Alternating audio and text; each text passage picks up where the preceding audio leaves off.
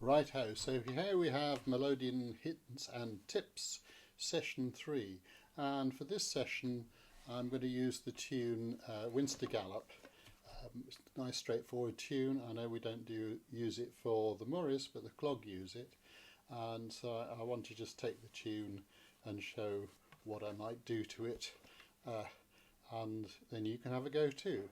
So this tune basically, what I tend to do on the melody end is I do a lot of what's called, I call doubling, which is you might go, I'd play, you can hear the doubling where there's a single note. I break it down into two, sometimes three. Okay, so there's that technique.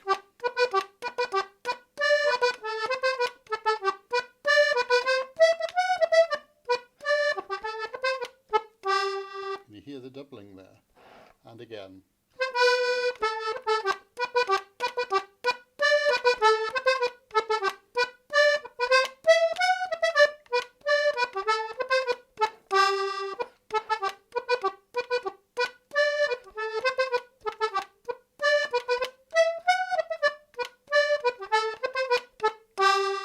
Now, the whole point of that is it makes the music a lot crisper and lighter, but it also means you're not letting so much air out of the bellows here, so it's a win-win situation really. So let's try that once more. Try getting those doubles in.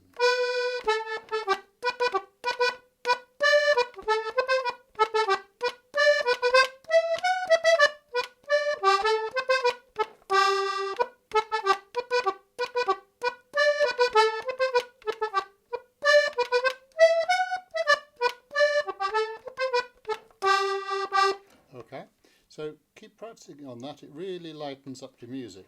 Now the B music goes,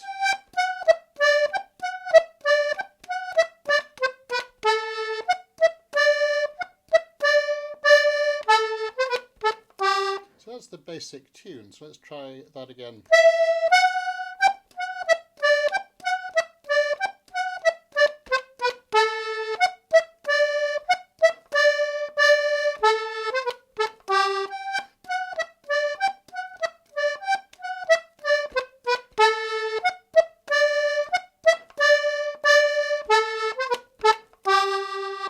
So there again, you can use a lot of doubling in there, but I also use a little trick to do a slide into that first note. It just lifts it.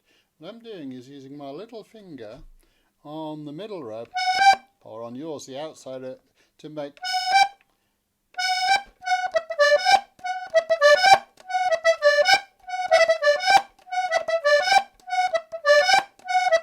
And you can hear the doubling coming back in on the tune again. So that's a useful little technique. Got a little finger sort of hovering around, not doing very much, and the shape fits really nicely. That finger's ready to play on that one sitting there.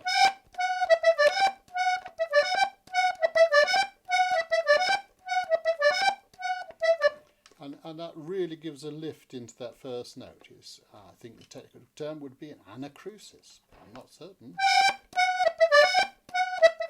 So let's try the B music, putting that in.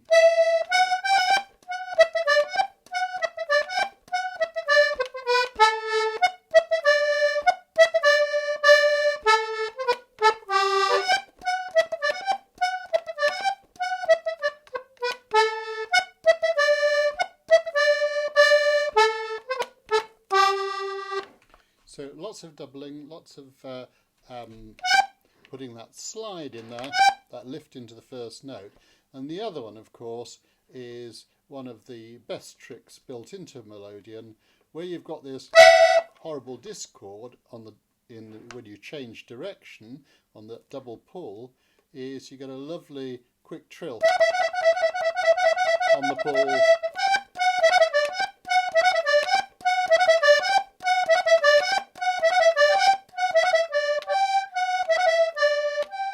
See, that finger's there.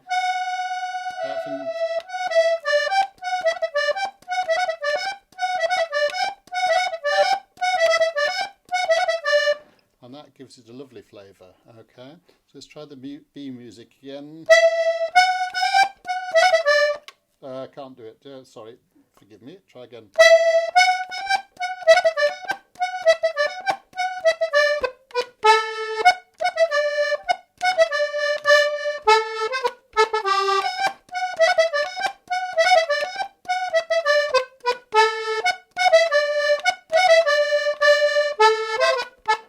And I put that trill in again on the wedge in there as well. That time I'm using that finger and the little finger to get it. Okay, so let's try the whole of the melody together.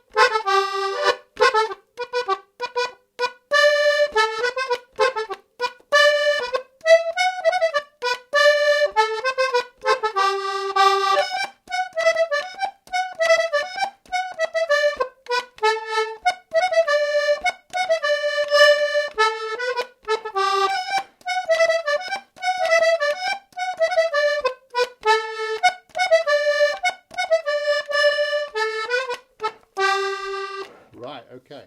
Now we come to the bass end part. Now the bass end on this is quite good because you can... You're playing the same notes on the bass end. You're playing G, B.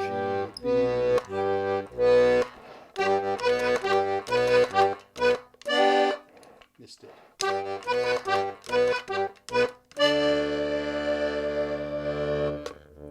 Okay, and I've got the D note there.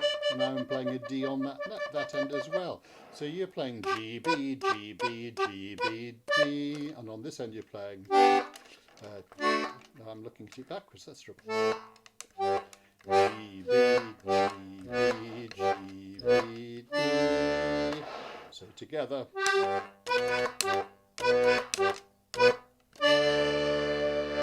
Okay, that's quite useful. You're mirroring the melody on both ends. But I'm not trying to double on this end because that's quite tricky. But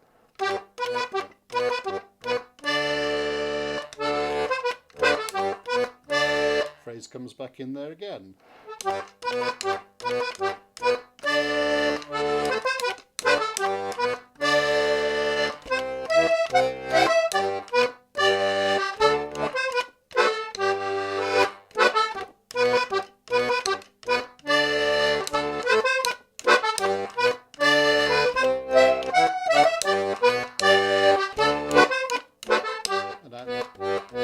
And in between, I'm doing a bit of umpar, okay, so you just fill out in between. And then on the B music, what do I do?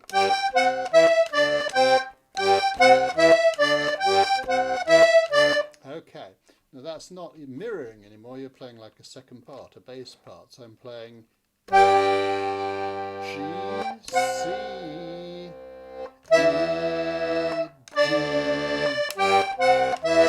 which is going around in a square.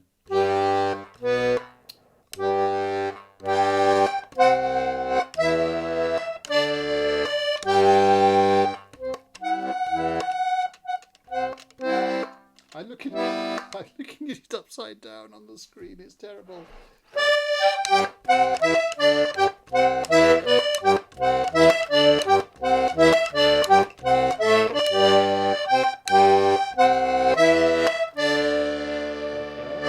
So that's another little trick in the B music. And there again, you're actually mirroring here. C, B,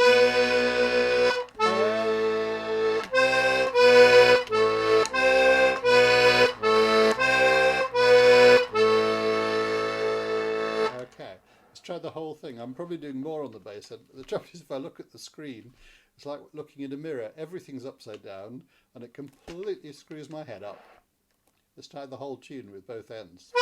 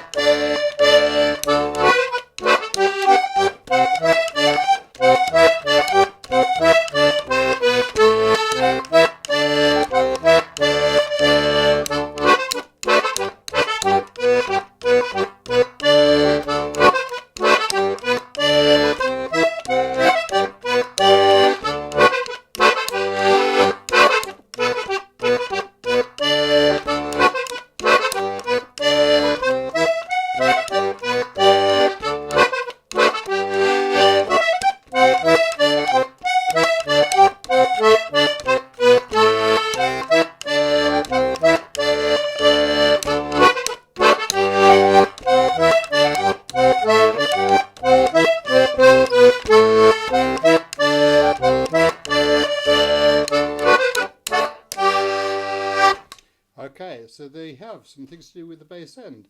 And if you notice, I hardly played the chords at all. I was just focusing on those buttons.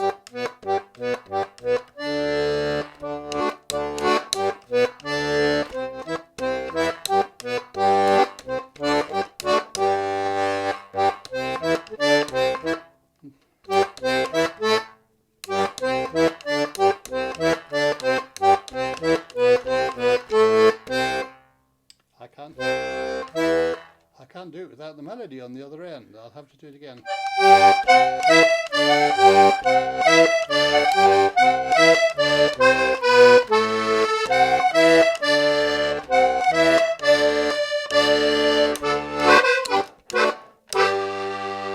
So a lot to do with a fairly simple tune.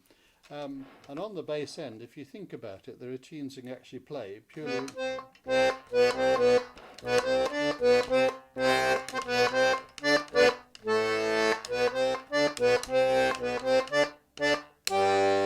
So you can play Shepherd's Hay on the bass end of one of these.